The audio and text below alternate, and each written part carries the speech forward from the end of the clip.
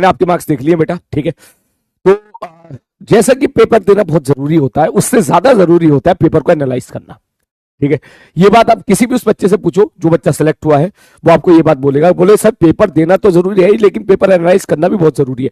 इस साल जितने भी अच्छे अच्छे रैंकर्स आए हैं उन लोगों ने यहां तक बोला है कि सर हम तो पेपर तो देते थे 3 घंटा लेकिन एनालाइज करने में लगाते थे 1 से 1.5 घंटा, ठीक है।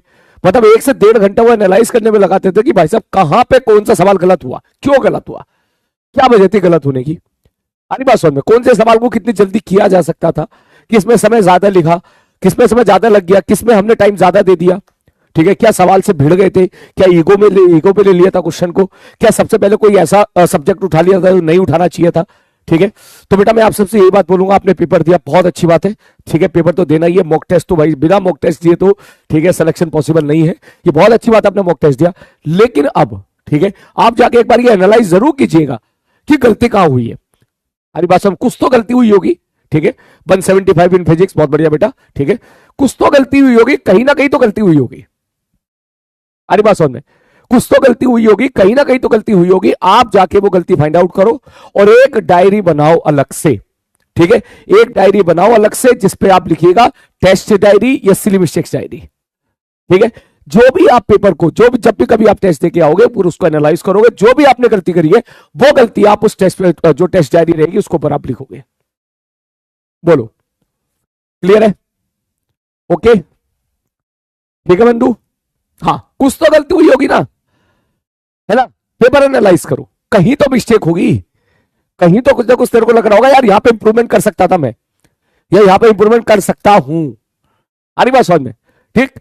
वो जितने सवाल आपसे गलत हुए या जितने सवाल आपसे नहीं हो पाए उन सबका रीजन आपको पता होना चाहिए, ठीक। क्या क्या क्या रीजन हो सकता है, बोले भैया ये सवाल तो क्लास में कराया था लेकिन हमने नहीं किया, लिख लेना उसको क्लास में कराया था लेकिन एग्जाम में नहीं कर पाए, इसका मतलब आप क्लास नोट ठीक से रिवाइज नहीं कर रहे हो, ठीक। कभी किसी सब्जेक्ट में मान के चल कोई सवाल इसलिए गलत हो गया आपसे क्योंकि आप फॉर्मूला भूल गए, तो लिख दे भैया फॉर्मूला भूल गए थे, ठीक है। और जब फॉर्मूला भूल गए थे और इसका मतलब अगर सपोज किसी पेपर में 2 या 3 सवाल में ये लिखा हुआ है फॉर्मूला भूल गए थे, इसका मतलब आपको फॉर्मूला रिवाइज करने की बहुत जरूरत है।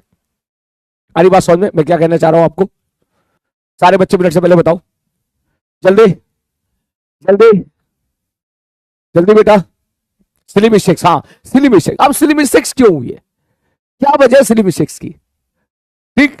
क्यों क्यों कुछ तो वजह होगी ना। जैसे मैं एग्जांपल के तौर पे क्वेश्चन को गलत पढ़ लिया, काफी बच्चों ने सिली मिस्टेक तो यहां से होती है, क्वेश्चन को गलत पढ़ लिया, भाई सब गलत सवाल ही गलत पढ़ लिया आपने, डेटा गलत पिक कर लिया, उन्होंने डेटा कुछ और दे रखा तूने कुछ और दे दिया, उन्होंने 10 kg दे रखा तूने 1 kg मान लिया, यूनिट पे गड़बड़ी कर दी, जो पूछा है वो नहीं निकाला कुछ और निकाल दिया, ये अब सवाल को आधा ही सॉल्व किया और टिक कर दिया। ऐसा भी होता है कभी कभी, क्वेश्चन को आधा सॉल्व किया आंसर आएगा फटाक से टिक कर दिया, करेक्ट इनकरेक्ट में गलती कर दी, ट्रू फॉल्स में गलती कर दी।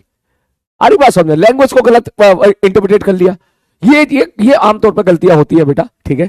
ये गलतियां होती हैं तो वो गलतियों को जल्दी से अगर आप चाहते हो कि वो गलतियां आपसे रेक्टिफाई हो तो उसकी एक ही तरीका है, इन गलतियों को डायरी पे लिख लेना, क्योंकि अगर आप अभी नहीं लिखोगे तो 2 दिन के बाद सब भूल जाओगे, कल के बाद सब भूल जाओगे, आप देख लेना। कैलकुलेशन मिस्टेक हो गई, यस कैलकुलेशन मिस्टेक हो गई। अरे बात समझ में, ठीक है ओके।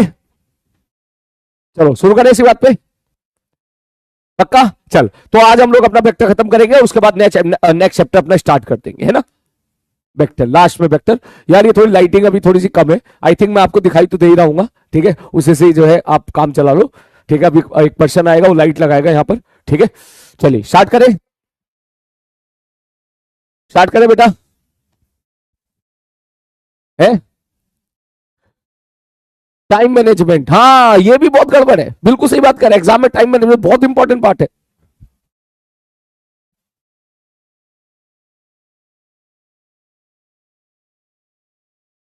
बिल्कुल सही बात कह रहा है बेटा, बिल्कुल सही बात कह रहा है। टाइम मैनेजमेंट तो मैंने अच्छे अच्छे टॉपर का भी गड़बड़ होते हुए देखा है, टाइम मैनेजमेंट एग्जामिनेशन टाइम में, ठीक। जो अच्छे अच्छे टॉपर होते हैं जिनके मार्क्स बहुत अच्छे आते हैं, जो बढ़िया बढ़िया रैंक लेकर आए, उनका भी टाइम मैनेजमेंट गड़बड़ हुआ है, ठीक है। तो मेरे हिसाब से बेटा ये टाइम मैनेजमेंट जो ठीक होगा वो तेरा होगा ज्यादा से ज्यादा मॉक टेस्ट देके, ठीक है। सही टाइम पर ये चीज देख के कौन सा सब्जेक्ट उठाना चाहिए, सवाल को ईगोस्टिक पे ना ईगो पे ना ले, एग्जाम में ईगोस्टिक बिल्कुल ना बने आप, ठीक है। तो टाइम मैनेजमेंट बेटा ऐसे ही ठीक होगा, अपने आप ऐसे नहीं होगा कि तुरंत एकदम कल को ठीक हो जाएगा।